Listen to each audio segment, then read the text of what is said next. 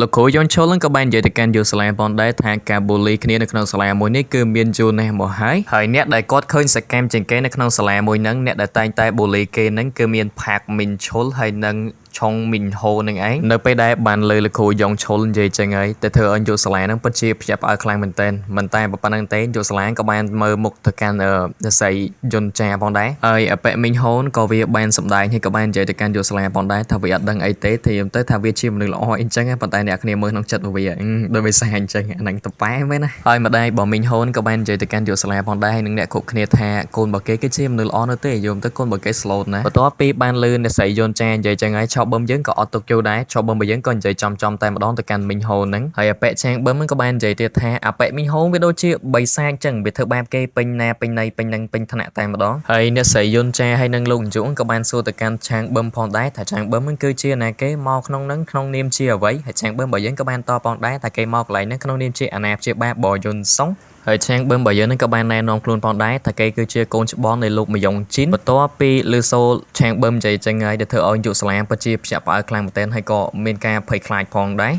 ហើយឆាងបឹមរបស់យើងហ្នឹងក៏បានប្រាប់ទៅកាន់យុសាឡាផងដែរថាកាត់ក្តីលើកហ្នឹងគឺកាត់ក្តីឲ្យបានត្រឹមត្រូវអ្នកបូលីគឺមិនត្រូវឲ្យរួចខ្លួននោះទេហើយអ្នកស្រីយុនចាហ្នឹងគឺអត់ជឿទេថាឆាងបឹមហ្នឹងគឺជាកូនប្រុសច្បងរបស់លោកម្យ៉ុងជីនអញ្ចឹងហើយក៏បានទេទៅសួរអ្នកនៅម្ដុំហ្នឹងផងដែរហើយក៏បានដឹងថាឆាងបឹមហ្នឹងគឺជាកូនច្បងរបស់លោកម្យ៉ុងជីនពិតមែនដែលធ្វើឲ្យអ្នកស្រីយុនចាពិតជាភ័យខ្លាចមែនទែនបន្ទាប់ពីបានធ្វើការវិភាគវេជ្ជញាតិរោអ្នកខុសអ្នកត្រូវរួចហើយបន្ទាប់មកអាមីនហូនឹងវាក៏ស្ទុះទៅវាយយុនសុងរបស់យើងតែម្ដងតែយុនសុងរបស់យើងក៏អាចទប់ជាប់ផងដែរហើយក៏បាននិយាយទៅកាន់វាផងដែរចំណែកឯអ្នកស្រីយុនចាដែលជាម្ដាយរបស់មីងហូក៏បានប្រាប់ទៅកាន់មីងហូផងដែរថាឲ្យលុតជង្គង់សុំទោសទៅកាន់យុនសុងរបស់យើងហើយយុនសុងរបស់យើងក៏អត់មានថាអីដែរយុនសុងរបស់យើងក៏បានគិតផងដែរថាកាលពីមុនគឺគេធ្វើខុសអញ្ចឹងណាគឺយាយរបស់គេតែងតែមកលុតជង្គង់សុំទោសអ្នកស្រីយុនចាអញ្ចឹងទៅប៉ុន្តែឥឡូវគេនេះគឺអ្នកស្រីយុនចាហើយនឹងកូនរបស់គាត់ហ្នឹងគឺមកលុតជង្គង់ចំពោះមុខយុនសុងតែម្ដងហើយសារជារបស់យើងក៏បានកាន់មកដល់ពេលយប់ពេលនេះយុនសុងរបស់យើងកំពុងតែនៅផ្ទះហ្នឹងរំពេចនៅទូរស័ព្ទរបស់យុនសុងក៏បានលោតសារមកមួយផងដែរពីមីងឈុលថាឲ្យគេយុនសុងហ្នឹងទៅជួបមីងឈុលបន្តិចនិយាយថាមីងឈុលហ្នឹងមានរឿងចង់និយាយមួយយុនសុងអញ្ចឹងនៅពេលដែលយុនសុងរបស់យើងបានមកជួបជាមួយអាប៉ិមីងឈុលហ្នឹងហើ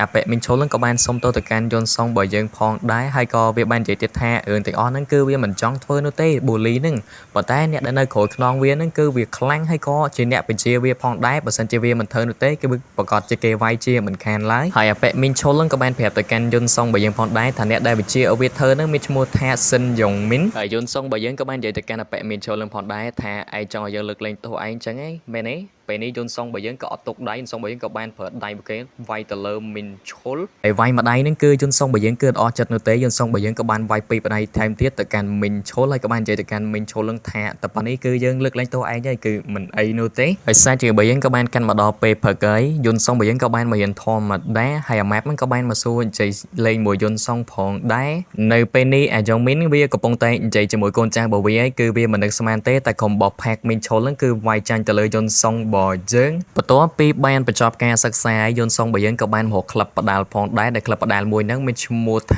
ាដូឈុលជីមហើយម្ចាស់ក្លឹបបដាល់ហ្នឹងមានឈ្មោះថាដូឈូគឺជាជើងឯក MMA លេខ1ប្រចាំប្រទេសកូរ៉េតែម្ដងហើយម្ចាស់ក្លឹបបដាល់ហ្នឹងក៏បានសួរមូលហេតុទៅកាន់យុនសុងរបស់យើងផងដែរថាមូលហេតុអីបានជាយុនសុងរបស់យើងចង់ហាត់បដាល់ហាត់អីអញ្ចឹងហើយយុនសុងរបស់យើងក៏បាននិយាយផងដែរគឺគេចង់ផ្ដួលអ្នកបូលីនៅក្នុងសាលាហ្នឹងតែម្ដងបន្ទាប់ពីបានលើយុនសុងរបស់យើងនិយាយចឹងហើយគឺម្ចាស់ក្លឹបបដាល់ហ្នឹងគឺអត់ពេញចិត្តនោះទេក៏បានដេញយុនសុងរបស់យើងគឺឲ្យទៅផ្ទះវិញហើយសាច់ជារបស់យើងក៏បានកាត់មកដល់យុនសុងរបស់យើងគឺបានត្រឡប់មកផ្ទះវិញហើយនៅពេលដែលមកដល់ផ្ទះគឺជ័យរបស់គេពិតជាភ្ញាក់ផ្អើលខ្លាំងមែនទែនដោយសារតែមុខរបស់យុនសុងរបស់យើងហ្នឹងគឺសុទ្ធតែរបួសតែម្ដងយុនសុងរបស់យើងក៏បានសម័យឲ្យយើងឃើញផងដែរនៅពេលដែលយុនសុងរបស់យើងទៅក្លឹបបដាល់អញ្ចឹងគឺប្រធានក្លឹបបដាល់ហ្នឹងគឺគេទទួលយកយុនសុងហើយប៉ុន្តែគឺមានលក្ខខណ្ឌមួយគឺអាចទប់ទល់ជាមួយម្ចាស់ក្លឹបបដាល់ហ្នឹងបាន3នាទីទៅម្ចាស់ក្លឹបបដាល់ហ្នឹងទទួលយកយុនសុងហើយការប្រយុទ្ធរវាងដូឆូហើយនិងយុនសុងរបស់យើងក៏បានចាប់ផ្ដើមហើយពេលនេះដូឆូរបស់យើងក៏បានប្រើប្រាស់ជេបដៃឆ្វេងរបស់គេស្ទុះទៅដាក់យុនសុងមួយដៃដែលធ្វើឲ្យយុនសុងរបស់យើងគឺខ្ទាតតែម្ដងដោយម្ដាយបដូឆូនេះគឺមិនអន់នោះទេហើយដូឆូហ្នឹងក៏អត់ទុកយូរដែរដូឆូហ្នឹងក៏បានស្ទុះទៅដាក់យុនសុងរបស់យើងមិនដៃផងដែរដោយប្រើប្រាស់ជេបដៃឆ្វេងដៃស្ដាំរបស់គេហើយក៏បានប្រើប្រាស់ low kick កទាត់ទៅលើយន្តសុងតែម្ដងពេលនេះយន្តសុងរបស់យើងពិតជាវេទនាមែនទែនហើយយន្តសុងរបស់យើងក៏បានងើបផងដែរបន្ទាប់ពីឃើញយន្តសុងរបស់យើងបានងើបហើយដូចូលនឹងក៏បានស្ទុះទៅដាក់យន្តសុងតែម្ដងដោយប្រើប្រាស់ជេបឆ្វេងជេបស្ដាំរបស់គេនឹងមិនតែប៉ុណ្្នឹងទេគឺដូចូលបានប្រើអាប់ប្រើខាត់ទៅលើយន្តសុងតែម្ដងហើយយន្តសុងរបស់យើងក៏បានស្ទុះវាបហាទៅកាន់ដូចូលវិញដែរតែដូចូលនឹងក៏កិច្ចទាន់ហើយមិនតែប៉ុណ្្នឹងទេដូចូលរបស់យើងនឹងក៏បានប្រើប្រាស់អាប់ខាត់របស់គេដាក់ទៅលើយន្តសុងគឺដួលតែម្ដងតែយន្តសុងរបស់យើងនឹងគឺអត់ចូលចាញ់ទេយន្តសុងរបស់យើងក៏បានងើបមកម្ដងទៀតដែលធ្វើឲ្យដូឈោនឹងពិតជាភ្ញាក់ផ្អើលខ្លាំងមែនទែនតែដូឈោរបស់យើងក៏អត់ទុកយូរដែរដូឈោរបស់យើងនឹងក៏បានប្រើប្រាស់ជេបឆ្វេងជេបស្ដាំស្ទុះដាក់យន្តសុងតែម្ដងមិនតែប៉ុណ្្នឹងទេដូចូលក៏បានប្រើប្រាស់ហុកដៃស្ដាំរបស់គេនឹងស្ទុះដាក់យន្តសុងទៀតដែលធ្វើឲ្យយន្តសុងរបស់យើងគឺដួលបាត់ទៅហើយទោះបីជាត្រូវប៉ុណ្ណាក៏ដោយយន្តសុងរបស់យើងនៅតែងើបមកទៀតដែលធ្វើឲ្យលោកគ្រូដូចូលពិតជាភ្ញាក់ផ្អើលខ្លាំងមែនទែនតែលោកគ្រូដូចូលក៏បានប្រើប្រាស់ល្បឿនយ៉ាងលឿនតែម្ដងទៅវាយយន្តសុងមួយដៃហើយមួយដៃទៀតពេលនេះម៉ោងក៏វាជិតដល់ផងដែរទោះបីជាយន្តសុងរបស់យើងត្រូវវាយប្រមាណដៃក៏ដោយតែយន្តសុងរបស់យើងនៅតែតាំងចំហដដែលគឺមិនដួលនោះទេពេលនោះលោកគ្រូដូចូលក៏បានស្ទុះវាយទៅកាន់យន្តសុងផងដែរដោយប្រើប្រាស់ហុករបស់គាត់ដៃខាងស្ដាំដាក់ទៅលើយន្តសុងតែម្ដងហើយដូចូលនឹងបំរុងតែផ្ដាច់ទៅលើយន្តសុងទៅហើយគឺវាយមួយដៃនឹងឯងតែពេលនោះម៉ោងក៏បានដល់ម៉ោងផងដែរដែលធ្វើឲ្យលោកគ្រូដូចូលគឺផ្អាកត្រឹមនឹងតែម្ដងហើយក៏ព្រមទទួលយកយន្តសុងរបស់យើងផងដែរហើយក៏គិតផងដែរថាគាត់ធ្វើនឹងគឺធ្ងន់ពេកមែននៅពេលនេះយន្តសុងរបស់យើងកំពុងតែហូបបាយជាមួយយាយរបស់គេហើយគេក៏បានគិតផងដែរថាបន្តិចទៀតនឹងឆាប៊ុំប្រកាសជាហៅយាយរបស់គេទៅធ្វើការងារដល់ល្អមួយហើយអញ្ចឹងហើយគេអត់បារម្ភទៀតនោះទេហើយសាច់ជ្រូករបស់យើងក៏បានកាត់មកដល់អប៉ិយ៉ុងមីនវិញពេលនេះវាបានប្រើប្រាស់កូនចៅរបស់វាមួយដែលមានឈ្មោះថាជីនវូហើយយ៉ុងមីននឹងក៏បានប្រាប់ទៅកាន់អប៉ិជីនវូផងដែរថាឲ្យបដៅយន្តសុងរបស់យើងនឹងគឺកុំឲ្យដល់ថ្នាក់ស្លាប់ពេកកាត់មកដល់យន្តសុងរបស់យើងវិញពេលនេះយន្តសុងរបស់យើងកំពុងតែរៀននៅក្នុងថ្នាក់ធម្មតាអញ្ចឹងពេលនោះអប៉ិជីនវូវាក៏បានមកក្នុងថ្នាក់របស់យន្តសុងរបស់យើងផងដែរគឺវាមកបានចៃលេងមួយយន្តសុងផងដែរបន្ទាប់ពីយន្តសុងរបស់យើងបានបញ្ចប់ការសិក្សាយន្តសុងរបស់យើងក៏បានទៅក្លឹបរបស់លោកគ្រូដូចូលផងដែរហើយយន្តសុងរបស់យើងក៏បានធ្វើលំហាត់ប្រាណជាច្រើនកាត់មកដល់ថ្ងៃស្អែកនៅក្នុងសាលាពេលនេះយន្តសុងរបស់យើងកំពុងតែរៀនធម្មតាអញ្ចឹងក៏មានមនុស្សម្នាក់ផងដែរមកអង្គុយនិយាយលេងជាមួយយន្តសុងរបស់យើងដែលអប៉ិនឹងមានឈ្មោះថាស៊ីវូហើយស៊ីវូនឹងក៏បានប្រាប់ទៅកាន់យន្តសុងរបស់យើងផងដែរថាអប៉ិយ៉ូមីនគឺបានបញ្ជូនមនុស្សមកចង់ចាត់ការរបស់យន្តសុងយើងហើយយន្តសុងរបស់យើងក៏បានសួរទៅកាន់អប៉ិ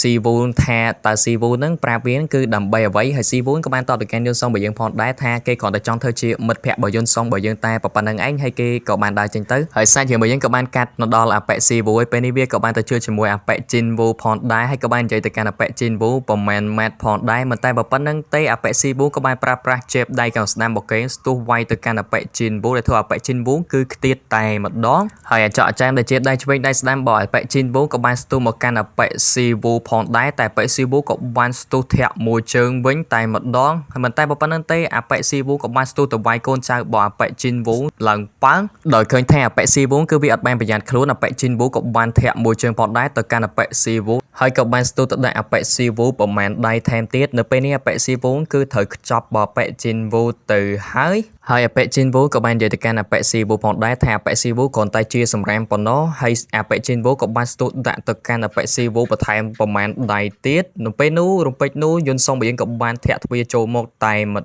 ដងហើយយន្តសុងរបស់យើងក៏អត់ទុកយូរផងដែរយន្តសុងរបស់យើងក៏បានប្រើប្រាស់ជេបដៃខាងស្ដាំរបស់គេស្ទុះទៅដាក់អប៉ិជីនវូមួយដៃតែម្ដងហើយយន្តសុងក៏ថែមមួយហុកផងដែរដៃខាងស្ដាំទៅកាន់អប៉ិជីនវូហើយយន្តសុងរបស់យើងក៏ថែមមួយដៃទៀតទៅកាន់អប៉ិជីនវូហើយក៏ជន់មួយជើងផងដែរនៅពេលនេះអប៉ិជីនវូគឺត្រូវបានខ្ទប់ទៅហើយនៅពេលដែលអត់អាចវាយឈ្នះអប៉ិយន្តសុងរបស់យើងនឹងអប៉ិជីនវូក៏បានសុំទោសទៅកាន់អប៉ិយន្តសុងថាវាឈប់ធ្វើអញ្ចឹងទៀតដែរតែយន្តសុងរបស់យើងគឺអត់ទុកនោះទេយន្តសុងរបស់យើងក៏បានធាក់មួយជើងផងដែរទៅកាន់អប៉ិជីនវូដែលធ្វើឲ្យអប៉ិជីនវូសន្លប់តែម្ដងហើយយន្តសុងរបស់យើងក៏បានប្រាប់ទៅកាន់គ្នារបស់អប៉ិជីនវូផងដែរបើសិនជាឯងមានលើកក្រោយទៀតឯងនឹងសម្លាប់ឲ្យជាមិនខានឡើយហើយយន្តសុងរបស់យើងក៏បាននាំអប៉ិស៊ីវូផងដែរគឺមកកន្លែងបន្ទប់សម្រាប់នៅសាលាហ្នឹងមិនតែប៉ុណ្្នឹងទេយន្តសុងរបស់យើងក៏បានពិភាក្សារឿងមួយចំនួនផងដែរជាមួយអប៉ិស៊ីវូនោះឲ្យដាច់ស្រេចតែម្ដងហើយយន្តសុងរបស់យើងក៏បានធ្វើដំណើរចាកចេញមកពីកន្លែងហ្នឹងតែម្ដងនៅពេលនេះយន្តសុងរបស់យើងគឺបានមកដល់ថ្នាក់អប៉ិយ៉ុងមីនហើយអប៉ិយន្តសុងរបស់យើងក៏បានស្ទុះហក់ទៅធាក់អប៉ិយ៉ុងមីនមួយជើងផងដែរតែអប៉ិយ៉ុងមីនគឺអាចទប់ជាប់ហើយគេក៏បានចែកទៅកាន់យន្តសុងរបស់យើងមិនបន្តិចផងដែរតែយន្តសុងរបស់យើងក៏អត់ទុកពេលយូរដែរយន្តសុងរបស់យើងក៏បានប្រើប្រាស់ជេប ដៃឆ្វេងដៃស្ដាំស្ទុះវាប្រហាទៅកាន់អបិយងមីនតែម្ដងតែអបិយងមីនគឺអាចទប់ជាប់យ៉ាងស៊ីផុយតែម្ដងតែពេលនោះយន្តសោបយើងក៏បានប្រើប្រាស់ហុកដៃយ៉ាងស្ដាំស្ទុះវាយប្រហាទៅកាន់អបិយងមីនធ្វើអបិយងមីនគឺខ្ទាតបាត់ទៅហើយយន្តសោបយើងក៏អត់ទុកទៀតដែរយន្តសោបយើងក៏បានទាញក្អីនោះស្ទុះវាប្រហាទៅកាន់អបិយងមីនដែលធ្វើអបិយងមីននឹងគឺវាយក្បាលបាត់ទៅហើយយន្តសោបយើងក៏បានស្ទុះវាប្រហាទៅកាន់អបិយងមីនមួយដៃតែអបិយងមីនគឺអាចទប់ជាប់ហើយអបិយងមីនក៏បានស្ទុះវាប្រហាទៅកាន់យន្តសោបយើងមួយដៃផងដែរធ្វើឲ្យយន្តសោបយើងគឺចុកមិនស្ទើរនោះទេហើយអបិយងមីនគឺវាអត់ទុកយូរនោះទេក៏បានធ្វើការវាប្រហាដៃឆ្វេងដៃស្ដាំទៅកាន់អបិយន្តសងរបស់យើងនៅពេលនេះយន្តសងរបស់យើងគឺទប់សឹងតែមិនជាប់ហើយតែយន្តសងរបស់យើងក៏អាចចាប់ជើងរបស់អបិយមីននឹងបានហើយយន្តសងរបស់យើងក៏បានចាប់អបិយមីននឹងបោតទៅកាន់មួយអួយតែម្ដងពេលនេះសភាពរបស់អបិយមីនវាពិតជាភ័យស្លន់ស្លោខ្លាំងមែនទែនដោយសារតែយន្តសងរបស់យើងគឺលេងធ្ងន់ធ្ងរខ្លាំងពេកហើយគ្នារបស់អបិយមីនក៏បានចាប់យន្តសងរបស់យើងចេញផងដែរតែយន្តសងរបស់យើងក៏បានផ្ដាំពាក្យមួយចំនួនទៅកាន់អបិយមីនផងដែរគឺយន្តសងរបស់យើងក៏បាននិយាយថាអបិយមីននឹងគឺធៀមខ្លួនហើយទៅតែពេលអញមកវិញឯងប្រកាសជាងាប់មិនខានឡើយហើយចាំពេលអញទុកទៅពេលអញមកវិញឯងប្រកាសជាត្រូវធ្ងន់ហើយសាច់រឿងរបស់យើងក៏បានកាត់មកដល់យុសាលាជាមួយនឹងលោកគ្រូយ៉ុងឈុលហើយពេលនេះយុសាលានិងលោកគ្រូយ៉ុងឈុលកំពុងតែពិភាក្សាគ្នាអញ្ចឹងយូរទៅគេត្រូវដៃត្រូវជើងគ្នាមុំហើយគេហៅសើបងធွာប្អូនធွာឯណា